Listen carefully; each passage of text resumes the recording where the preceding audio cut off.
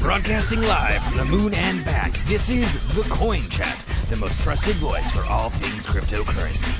Each week we dissect an important issue and cut through the noise and misinformation out there in the world of blockchain, cryptocurrency, and ICOs, capturing the facts that truly matter to you that will give you an edge in this fast-moving emerging market.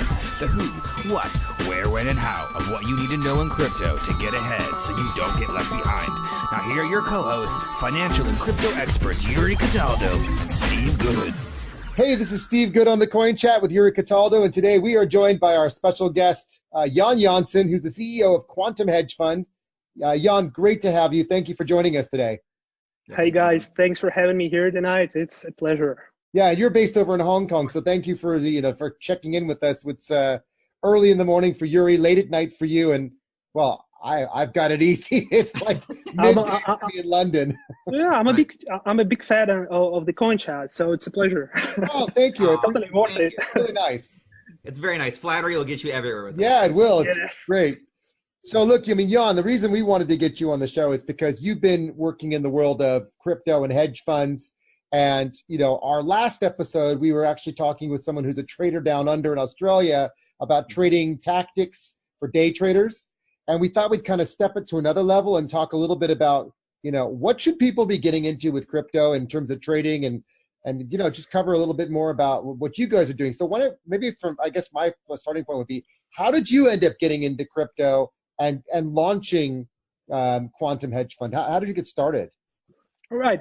Can I just start, from the distance? And if you feel that like I'm losing my thought, the track of discussion, you just help me out. So, Sure. How old are you when we're starting, by the way, on this journey? All right, guys. I'm just joking. Go for it. Go on. Give us your. All right. So I think it would be fair to start off by saying, do you guys have any coins? Yes. I'm pretty sure that you do. And it would be fair to say that we can tell that in cryptocurrency, there are several groups of people in the community, right? Well, where is one? The first one would be, I don't actually know why. Do you mean like whales, dolphins, and minnows, or something else? Not exactly like this. I mean, it's more from the point of view of the hedge fund. So we have people, let's call them libertarians, who see the cryptocurrencies as the as a good tool, yes, to fight the human freedoms. In the first place, they put the decentralization of the blockchain and cryptocurrencies and things like this. Yep. Mm-hmm. The other group would be, I'd say, traders. Yes, the people that, you just been into trading for a long time, and most of them, I guess, switched from the traditional markets and to the cryptocurrency markets. The other would be the crypto and blockchain enthusiasts.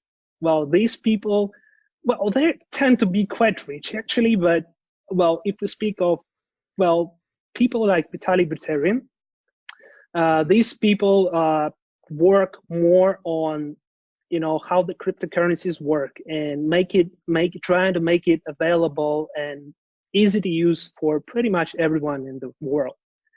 And there is another group, which is us, I guess. It is people who see cryptocurrencies as a high potential investment asset. Mm-hmm. We've seen, the stories of success, especially in 2017. Everybody was, discussing Bitcoin, and there were so many success stories of young people getting really rich because they bought this Bitcoin at some point of time. And frankly speaking, do these people really care about the usability of Bitcoin at this point of time? Not really. They care more for the fiat currencies because, that's what they use in everyday life. Right. And obviously, just like you and me, we're always on the lookout on how to, to increase our, the assets that we have, our capital. Absolutely. And for sure. Most of us, it's pretty obvious. Most of us have, the day jobs, and we're looking for the passive income. So basically that leaves us with traditional bank services, well, traditional funds, which could be quite high of an entry, right? And cryptocurrencies. But what do we know of cryptocurrencies? We know that these are really volatile. These are not really easy to get into because there's quite a huge learning curve about the cryptocurrencies. Yeah. And even if you decide to do the trading, well, I know, they're saying that the Google will save the world and there are, the endless, well, depth to the information that you can find on the internet on how to trade. You can find algorithm. Pretty much anything. Well, there is a big trader one-on-one on the internet, but well, we know what really looks simple on the outside. Well, I mean, you can get through the free pager of on cryptocurrency trading, and it seems like, well, I'm just getting myself an account on the exchange and I'm ready to go. But it's really not that easy, and many people just end up losing their money pretty fast, even if they start off. So why is it that you think people are losing their money so fast in trading? Is it because they're buying at the wrong points in time, they're investing in the wrong things, they're just not paying attention to the markets, what fundamental things? What do you think is the cause for the reason why people are not performing in trade? Yes, it's a fair question. I think definitely investing in the wrong things is a big issue. I mean, just getting back to 2017 ICOs and all of these bad coins. I'll call them bad coins. Yeah, in 2017, no one could do wrong though. That's more 2016 even. Yeah. So basically, if you go with top 20, top 10 cryptocurrencies, well, you're pretty much safe. So it just gets down to reading the market signals wrong. So you see, it's bullish, bam. No, it's not, and vice versa, right? So yeah. So this kind of gets me to the point of who should be looking for the services of a quantum hedge fund, or pretty much any other fund out there. So we're speaking of people, retail investors who want to invest in cryptocurrencies because, well, it's really doesn't take much of a background in cryptocurrency or anything else, just to be pretty sure that cryptocurrencies and the blockchain are quite big at this point of time. And well, it's not a doubt that the cryptocurrencies will be there for a long time. And well, I won't tell about the prices at this point of time, but it's pretty stable right now. Sure. So I want to invest cryptocurrencies. I want to get passive income on that investment. But what should I do? Well, if trading is not an option, well, so maybe I should trust these cryptocurrencies, capital assets that I have, to people who know what they do. Yeah. So that gets us to the quantum hedge funds. So it was a long introduction. We are we started doing crypto back in 2015, and originally the group of quantum hedge funds just got together as the group of different talent people. It's let's say the core team was not hired by me at some point of time, so we just started back then together. And the thing that we really loved about crypto is the ground it offers on algorithmic trading and on many other approaches in trading and methods of analysis that works really, really well in cryptocurrencies. Because do you think it works differently in crypto than it does in like a normal, I don't say if it's normal, but in the stock market where you have the difference being markets open and closed, they shut on the weekends? Do the algos work differently because of the fact that it's 24/7? Are the trading patterns that different? So how different? I'd say the cryptocurrency market is far more volatile, and in some well, way, that's for sure. We've seen that already. Yeah. yeah, but speaking, of the general approach and, the techniques of trading and analysis that we can use, I think this can be applied to both cryptocurrency and traditional markets. Crypto is just being far more dynamic and volatile, and it actually requires you to pay attention to what's happening on the market all the time. And just getting back to algorithms, yes, it's an incredible upper hand for anyone doing trading, that basically, if you get the work done right on the algorithms, yeah, you can just work pretty much 24/7. Yeah. It's working 24/7. So your firm is mostly focused on algo trading, or are you also doing like trades on crypto coins or indexes of some sort as well? So basically, I would say that the core, I wouldn't say difference, but the core idea of how we work is the strong synergy between not only the traders.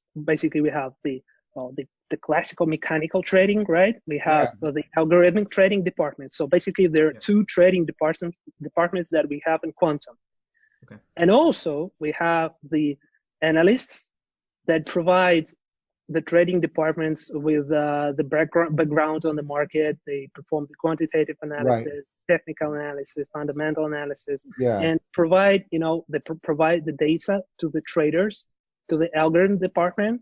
They then shape the trading plans. They find the right algorithm for the particular trend on the market, and then this goes through the final stage of the risk assessment by the risk management team. So can we just kind of step back for a second, because I think what people really want to know, and this is what I think we all want to know, is what's going on with the market? Where are we? And what are your quant guys who are doing all the analysis telling you? Where are we in the market right now? And where should people be looking to when should they get in? What should they be getting into? How should they spot stuff? So first, let's just talk about what's going on with the market, and from the standpoint of you guys are in the trading space every day. You're going through all the the dips and troughs that we're going through now in this current market. So just give us a sense as to what the market looks like from a professional firm in this space. So I guess the crypto winter is here. No, really. Well, I guess it's not the best situation currently happening on the market, because the market has been going sideways for quite a long time. Yeah. We've got pretty excited with the market movement at the beginning of this week. Yeah. Well, Constantinople had no impact on the coin. I mean, it kind of just came and went, and we all forgot. Nothing happened. And I think that at some point of time, I think pretty soon we shall break the resistance level, or 4,000. But